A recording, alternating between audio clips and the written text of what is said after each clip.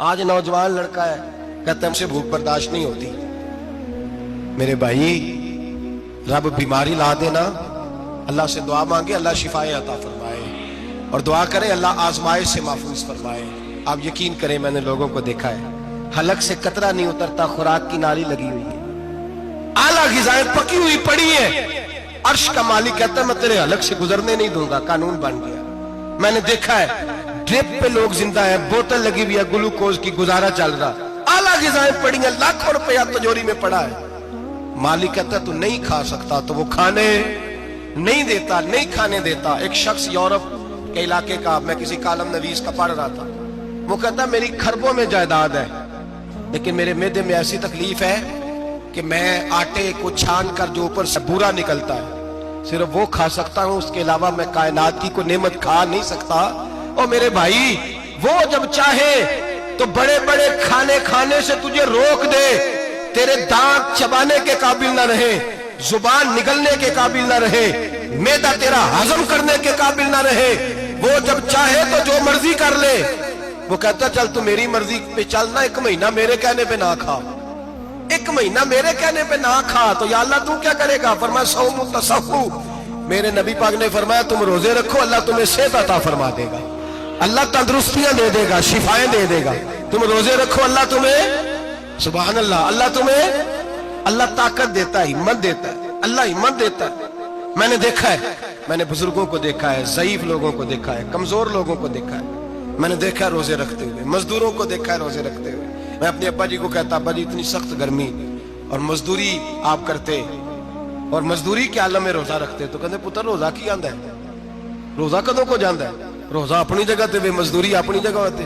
اور کئی دفعہ مینوں فرمان لگے، مینوں یار سمجھ کوئی نہیں لگدی، پتہ نہیں روزے چ اللہ طاقت کتھوں دے چھڑدا ہے، اتنی زیادہ کام بھی زیادہ کریدا ہے تے روزہ بھی بھائی صوم تصحو. میرے مصطفیٰ نے فرمایا تو روزہ رکھ، اللہ تجھے صحت عطا فرما دے گا. رب تعالیٰ تجھے، یہاں ہوٹل کھلے ہوئے ہیں، یہاں عجیب حالات ہیں، ہوٹل کھلے ہوئے ہیں، لوگ بہانے ڈھونڈتے پھرتے ہیں، کہتے ہیں کٹ لگ گیا تھا، ذرا تھوڑا سا خون نکل آیا، سنی پلاس لگائی ہے تو روزہ نہیں رکھا، یہ ذرا مجھے تھوڑی دقت ہو گیا تو میں نے روزہ نہیں رکھا، کھانسی لگ گئی ہے تو روزہ نہیں رکھا. او خدا کے بندے، روزہ تو نعمت ہے. اور سبحان اللہ، میرے نبی پاک نے فرمایا لکل شیء زکات وزکات الجسد الصوم. فرمایا ہر شے کی زکات ہوتی ہے، وجود کی زکات روزہ ہے. روزے رکھو جسم کی زکات نکل جائے گی. فاقہ کرنا بھی میرے نبی پاک کی سنت ہے، مسواک کرنا بھی سنت ہے، اور فاقہ کرنا بھی. مسواک والی سنت زیادہ اپناتے ہیں لوگ، فاقہ کرنا بھی نبی پاک کی سنت ہے. ایک صاحب مجھے کہنے لگے جناب بیٹھ کے کھانا حضور کی سنت ہے. میں نے کہا کبھی کبھی نہ کھانا بھی نبی پاک کی سنت ہے، نہ کھانا بھی حضور کی سنت ہے. اور ہمارے فقہاء نے لکھا ہے جو روٹی زیادہ کھاتا ہے اس میں دو باتیں پیدا ہو جاتی ہیں. کیا کیا؟ ایک بولتا زیادہ ہے، دوسرا سوتا زیادہ ہے، غافل ہو جاتا ہے. فقہ اور حکیم اطباء ڈاکٹر کہتے ہیں کہ پیٹ خالی رہے نا جس آدمی کا، اس کا حافظہ مضبوط ہوتا ہے، اس کے ذہن کی گرہ کھلتی ہے. زیادہ کھانے سے تو خماری چڑھتی ہے، دماغ ڈھونڈتے پھرنا روٹی کدھر سے آج اچھی ہے، گھر میں نہیں پکی تو ہوٹل چلے جانا، کھانے کے سوا اور کام ہی کوئی نہیں. اور صاحب میرے نبی پاک علیہ السلام نے فرمایا کافر 7 آنتوں سے کھاتا ہے، 7 آنتوں سے. اور فرمایا میرا مومن 1 آنت سے کھاتا ہے، اس کے وجود میں کھانے والی 1 آنت ہے. کافر 7 آنتوں سے کھاتا ہے. فاقہ کشی سے نورانیت پیدا ہوتا ہے، کم کھانا. دیکھیں نا نبی پاک صلی اللہ علیہ وسلم نے اللہ سے فاقہ مانگ کے لیا ہے، یا اللہ 1 وقت روٹی دے، 1 وقت کا فاقہ دے، مانگ کے لیا ہے نبی پاک، مانگ کے.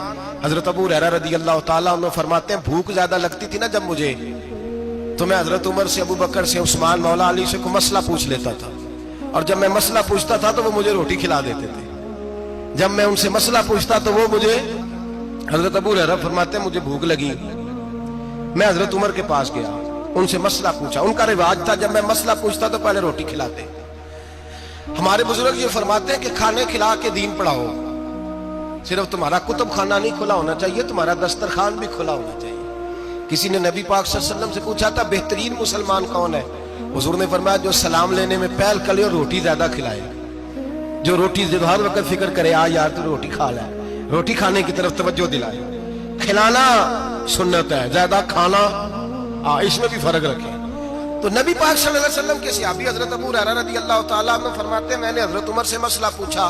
میں نے کہا حضور مسئلہ بتائیں. تو کہتے پہلے ان کی عادت تھی جب میں مسئلہ پوچھتا تو روٹی بھی کھلاتے. آج انہوں نے مسئلہ ہی بتایا ہے, روٹی کوئی نہیں کھلائی. تو مجھے کہنے لگے ابو ہریرہ تو سوچتا ہوگا روٹی نہیں اس نے پوچھی, تو نے کب سے کھانا نہیں کھایا؟ میں نے کہا آج صبح سے. تو جناب عمر کہنے لگے میں نے کل صبح سے نہیں کھایا. چل ابو بکر صدیق کے گھر مسئلہ پوچھتے ہیں.